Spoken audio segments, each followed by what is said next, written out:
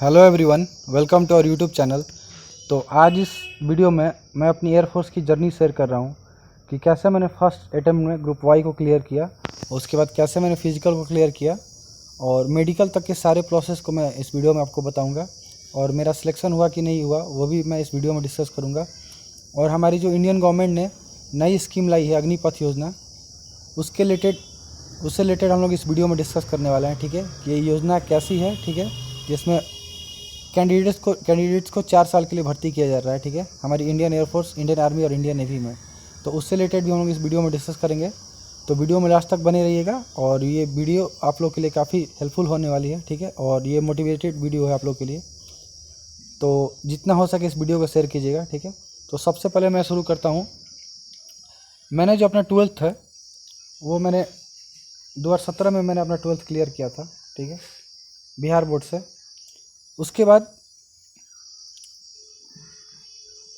2017 के लास्ट में Indian air force का फॉर्म आया था। ठीक है, 2017 के दिसंबर में इंडियन एयरफोर्स का फॉर्म आया था। ठीक है, और इस बार मैंने फर्स्ट टाइम अप्लाई किया था।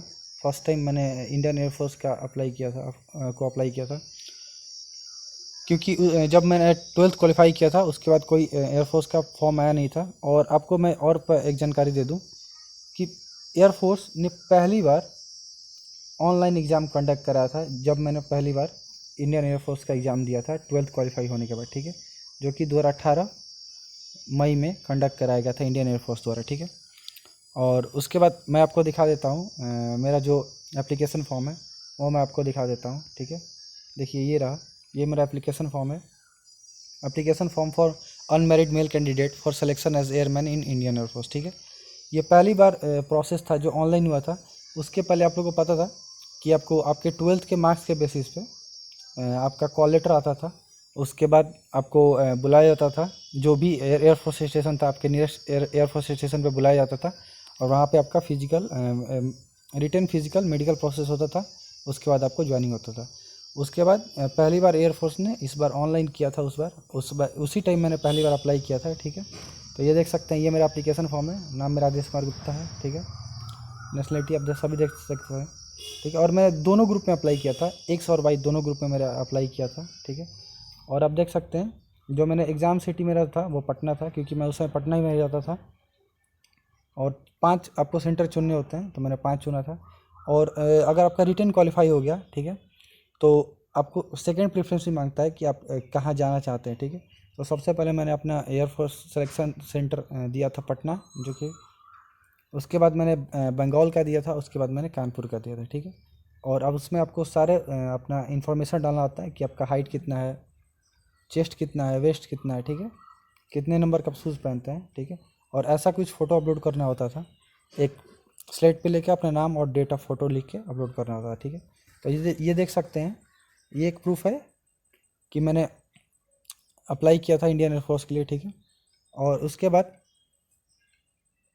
एग्ज़ाम जो कंडक्ट होने वाला था वो आपको मार्च महीने में कंडक्ट होने वाला था। ठीक है, लेकिन कुछ गड़बड़ी के चलते जो एग्ज़ाम है वो डिले हो गया और जो हमारा एग्ज़ाम था वो 5 मई को कंडक्ट कराया गया।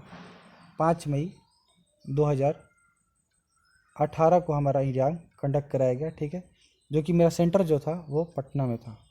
जैसा कि आप देख सकते हैं, ये जो मेरा पहला प्रेफरेंस था एग्ज़ाम वाला वो मेरा पटना ही था। तो मेरा एग्ज़ाम का जो सेंटर था वो पटना दिया था। उसके बाद क्या हुआ, एग्ज़ाम हुआ, एयरफोर्स का एग्ज़ाम है वो 4 दिन तक चला था। ठीक है, 4 दिन तक एग्ज़ाम हुआ था ऑनलाइन। ठीक है, जो कि 3 शिफ्ट में हुआ था, डेली 3 शिफ्ट में एग्ज़ाम होता था। और मेरा जो एग्ज़ाम था वो मॉर्निंग शिफ्ट में था, 5 तारीख को मेरा मॉर्निंग शिफ्ट में था। ठीक है, उसके बाद ठीक 15 दिन बाद इंडियन एयरफोर्स का रिजल्ट आया, जो कि 6 तारीख को फाइनल एग्ज़ाम ख़त्म हुआ और 21 मई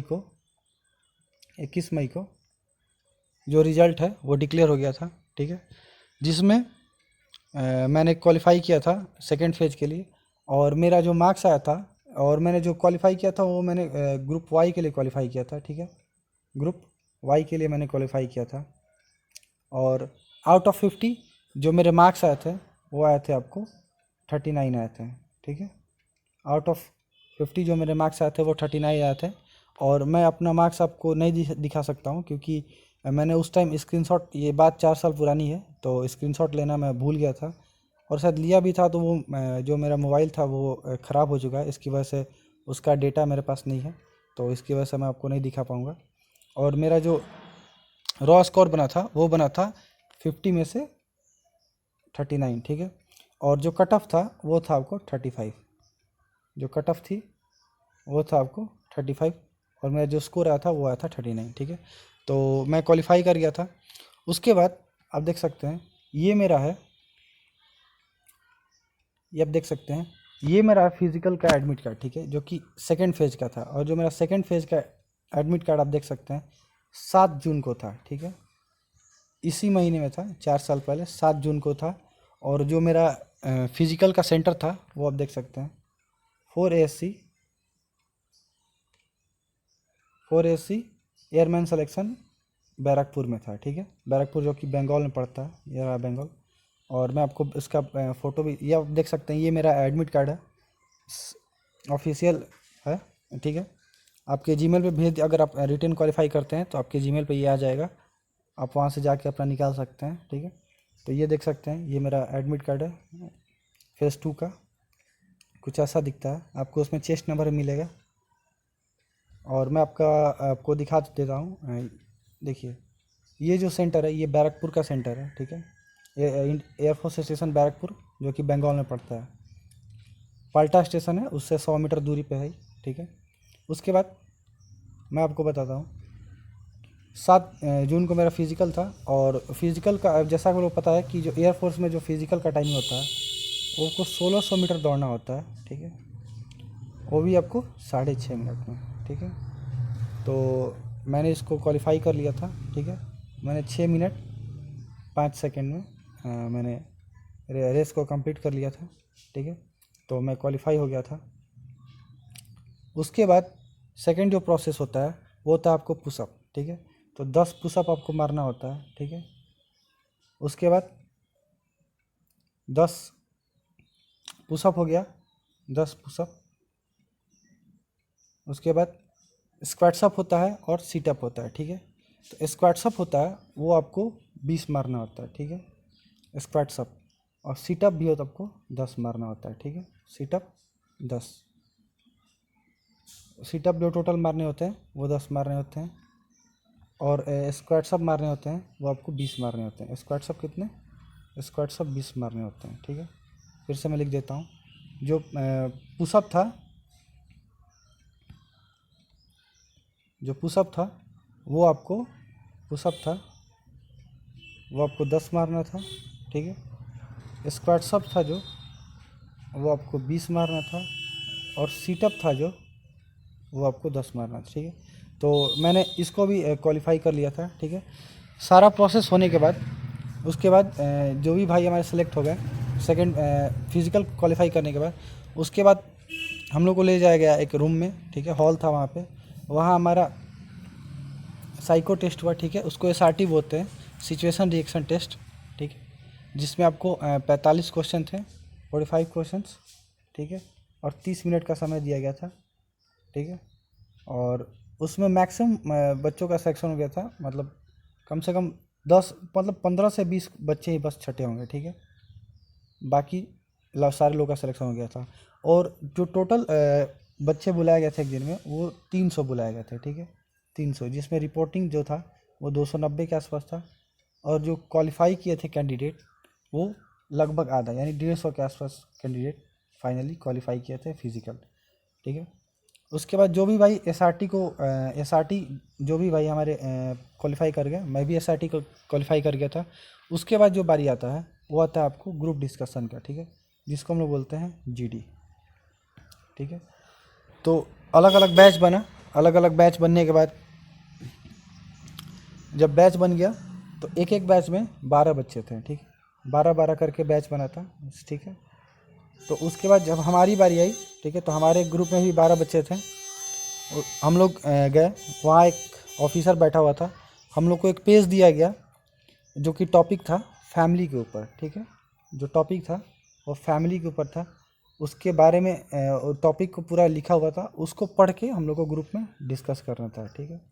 तो हम लोग को 5 मिनट का समय दिया गया कि आप पढ़ लीजिए, उसके बाद आप डिस्कस कर सकते हैं। तो उसके बाद पढ़ने के बाद हम लोगों ने ग्रुप में डिस्कस किया। तो out of 12 candidate 10 candidate select हो गए थे और 2 कैंडिडेट डिस्क्वालीफाई हो गए थे, ठीक है। तो ऐसा करके फाइनल मैंने ग्रुप डिस्कशन भी क्वालिफाई कर लिया था, एसआरटी भी क्वालिफाई कर लिया था और फिज़िकल भी क्वालिफाई कर लिया था। उसके बाद सारा प्रोसेस कंप्लीट होने के बाद आपको मेडिकल के लिए फॉर्म भरवाया जाता है, ठीक है। आपको मेडिकल के लिए फॉर्म भरवाया जाता है। मेडिकल के लिए फॉर्म भराया जाता है कि आपका आपका नेक्स्ट जो प्रोसेस है वो मेडिकल ही होता है। फिजिकल के बाद जो नेक्स्ट प्रोसेस होता है मेडिकल होता है। तो फॉर्म भरता है कम से कम 1 से 2 घंटे। और मेरा जो आप देख सकते हैं रिपोर्टिंग टाइम वो 5:30 बजे है, और जब मैं वहाँ से निकला था तो टाइम लगभग 7 बज रहा था, ठीक है। मतलब 12 से 13 घंटे आपको वहाँ पे रहना पड़ेगा, ठीक है। फॉर्म बहुत सारा फॉर्म होता है, उसको भरना पड़ता है, ठीक है। उसके बाद फॉर्म भरने के बाद जो मेरा नेक्स्ट प्रोसेस था वो था मेडिकल, ठीक है। मेडिकल जो था मेरा वो आपको 17 जुलाई को था, 17 जुलाई 2018 को, ठीक है। 17 जुलाई 2018 को। और जो मेरा मेडिकल था वो यहीं पे था, बैरकपुर में ही था, ठीक है। आप देख सकते, क्योंकि जहाँ फिजिकल होता है मेडिकल भी वहीं होता है, तो मेरा मेडिकल था ये बैरकपुर में ही था, ठीक है। और उस दिन भी सुबह में 5:30 बजे आपको रिपोर्टिंग करना था। तो 1 महीने 10 दिन बाद मैंने फिर से वहाँ रिपोर्ट किया।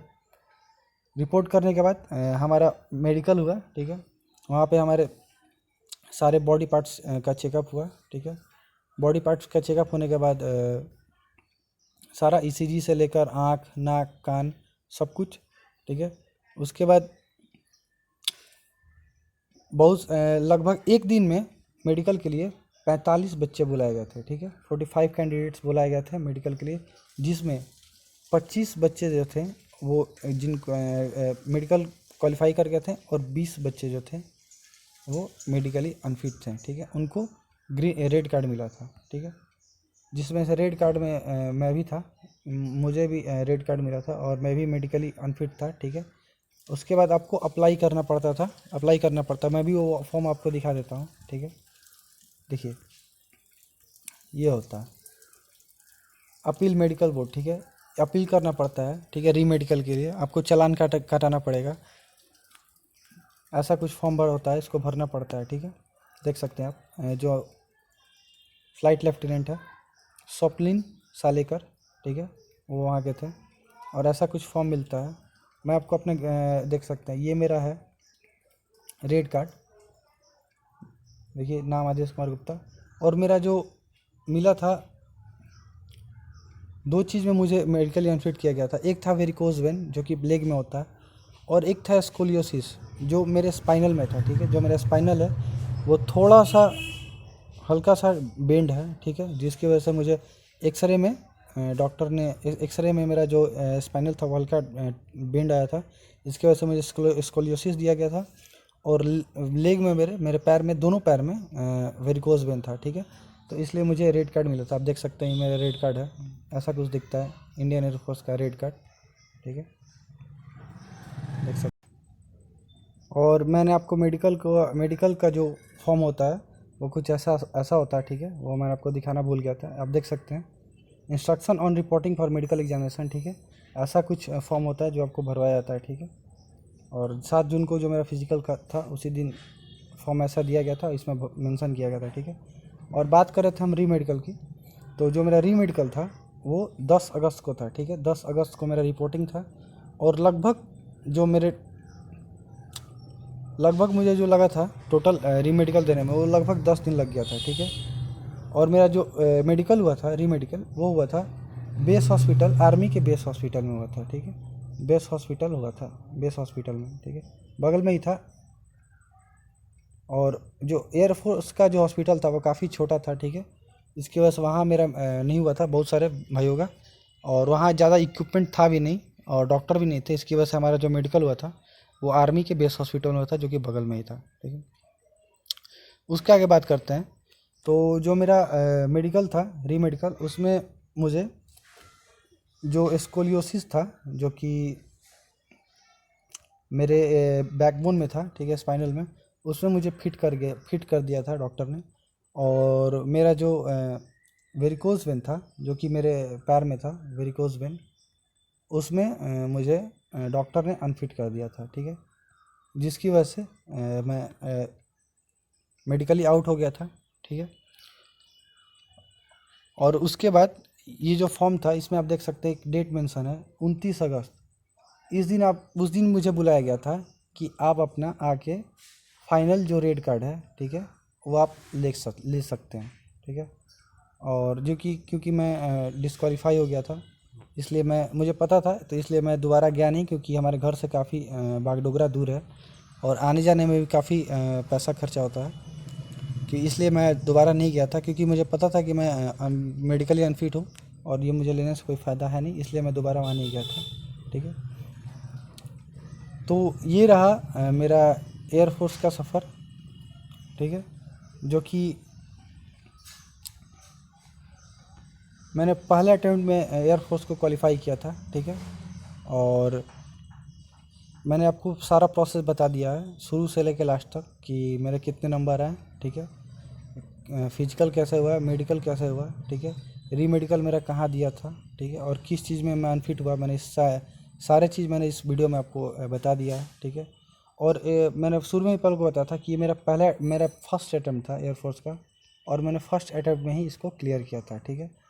तो अगर आपको स्ट्रैटेजी वीडियो चाहिए, ठीक है, जिन भी भाई अगर आप अग्निवीर की तैयारी कर रहे हैं, ठीक है, जो भी भाई अगर आप अग्निवीर की तैयारी कर रहे हैं, तो वो कमेंट करके, ठीक है, आप बताइएगा।